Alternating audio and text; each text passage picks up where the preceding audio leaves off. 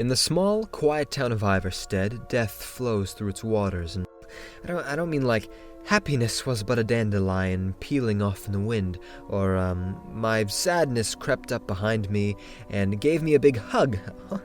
Oh my god, sadness, that's so sweet of you.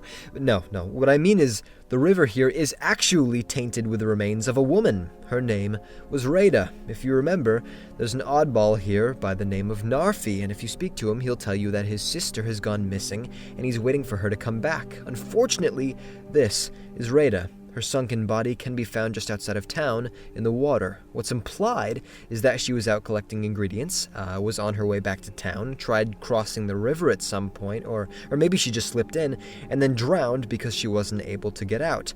But there's more to this. There are factors at play here, foul ones, that make myself and many others believe that this was no accident. This was murder, and I have a few theories today that will help us decide who exactly was the killer. So, starting off with the first idea, it was the innkeeper Wilhelm. He's actually the one who tells you where to look for her body. See, after speaking to Narfi about his sister, the quest then takes you to Wilhelm to see if you can get any more information on her. He'll tell you that she used to collect ingredients from a small island just east of town. If you're going to look, that might actually be a pretty good place to check. He'll also tell you that he's already looked for her before. Apparently he didn't find anything. But when you go outside and over to the bridge that is very close by, and then jump into the water, her body, it's right there. It's so close to town. You'd think this would be one of the first places he checked when looking for her. So it seems his search was very cursory, if it even happened at all. Thing is, doesn't even seem like she died here anyways. So close? That close? With guards patrolling that bridge all the time, you'd think if she was drowning, they'd at least hear a few screams, or maybe some frantic splashing in the water. And what are you doing trying to swim up current when there's a bridge you can use right there? This doesn't fit. It just doesn't seem right. For this theory, what seems likely is that Wilhelm wanted her dead. We can't be sure as to exactly why. I don't know. For example, maybe one day he knew she was going out to the island alone. He followed her and then violated her. But who knows? Whatever it was, he killed her away from any other witnesses and then hid her body where you find it, as if purposely to be discovered. It makes it look like an accident, and he's looked very helpful through the whole thing, so no one would suspect Wilhelm. Plus, if you take her necklace to him before going back to Narfi, he immediately recognizes it at Rada's necklace. That's very suspicious, given how long she's been dead. Another thing is that when you first speak to him about this, he admits telling Narfi that his sister is eventually going to come back to him. This is just to make him feel better. No, really, this is him trying to tie up loose ends. If you get far enough in the Dark Brotherhood, there's a contract you'll get to kill Narfi. Someone wants him dead. It's possible that was Wilhelm. With Narfi out of the picture, he never has to feel guilty about what he's done. So he's contacted the Dark Brotherhood to kill Narfi also, and until they do, he's just been telling him, don't worry, she'll come back, just keep waiting. This is just to try and keep him as silent as possible until it happens. So for this one, it was Wilhelm who killed Rada, and now he's been trying to cover his tracks.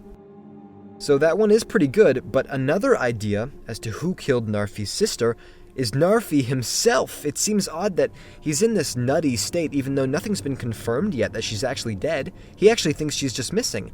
And if he's been nutty his whole life, okay, that'd be one thing, but Wilhelm tells you that he didn't start acting that way until Rada disappeared.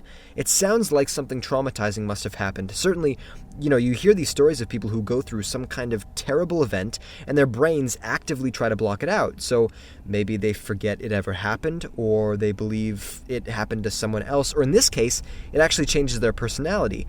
And what's interesting, too, is that Narfi resorts to acting like a child, someone whose vocabulary is very simple, as well as what seems to also be his thought process. So his brain is forcing him back to a time when perhaps he was still innocent in the eyes of his sister. You can't be more innocent than when you're a child. So the idea for this one is that Narfi killed his own sister. We can't be exactly sure as to why. I mean, maybe there was a disagreement over the house they both shared together, which was left over from their parents, so there might have been a feud over that. A lot of possibilities, but he drowned her and then let her body float where it would. This was so disturbing for him to do that his brain turned him back into a kid to protect him from that memory. And as far as the Dark Brotherhood contract goes, either A, someone just feels really bad for him and wants to take him out of his own misery, Or B, maybe they even saw him kill Rada, and considering him to be too dangerous to approach, they want a trained assassin to do it instead. So the both of those, Wilhelm or Narfi, I think both of them sound very plausible. However, I do have one last theory in store, and that is Narfi's sister was killed by a hunter or a bandit. Apparently, there are people who have found arrows floating near her body. Now, I've come here with two different characters, and I've never seen them, but say this is true, it could mean a couple things. First, maybe it was a hunter. There's certainly a lot of elk and animals nearby. Maybe Rada had been coming home late at night. A hunter spotted her, thought she was an animal, shot her down, and then she fell in the water. After going over to see his prize, he realized it was actually a person and ran away as fast as he could, never to come here again. It's a very simple thought. Another one is that it was a bandit. There's a nearby cave to the southwest, and it's called Honey Strand Cave, and if you go in, you can find the body of a bandit who died right next to a treasure chest. He could have been the killer. Maybe he had a racket of robbing and killing people who traveled this area alone. And whenever he did, it's not a big deal, throw him in a bush, there's all these bears around, so if anyone finds the bodies, they'll just think it was a bear attack. Pretty good. Same thing goes for Rada, although in the process of trying to rob her, maybe she got away and was running back to town. So he was forced to shoot her down with arrows, the ones you find. And considering this to now be a botched job, he dumps her in the river, again, to look like an accident. Okay, back home to his cave he goes, and the scent of blood on his hands from all the people he's killed finally catches the beast, the bears, who have been protecting his business for so very long. They track him down and shred through him directly over the chest he's been storing his goodies in for so long. So the idea for this one is that Rada was killed with arrows from a traveling hunter, or the bandit who you can find dead in a cave just outside of town.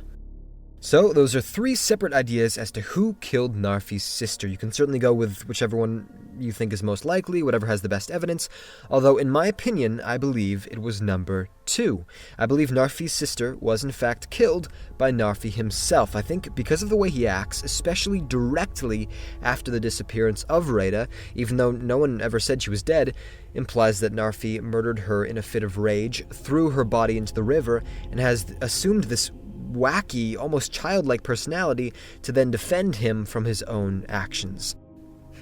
If you enjoyed the video, please like, comment, and subscribe, and down below please tell me, how do you think Rada died? Alright, thank you very much for watching. I hope this added some more interest in the small, quiet town of Ivarstead, where death flows through its waters. Happiness is but a dandelion peeling off in the wind, and sadness will creep up behind you to give you a big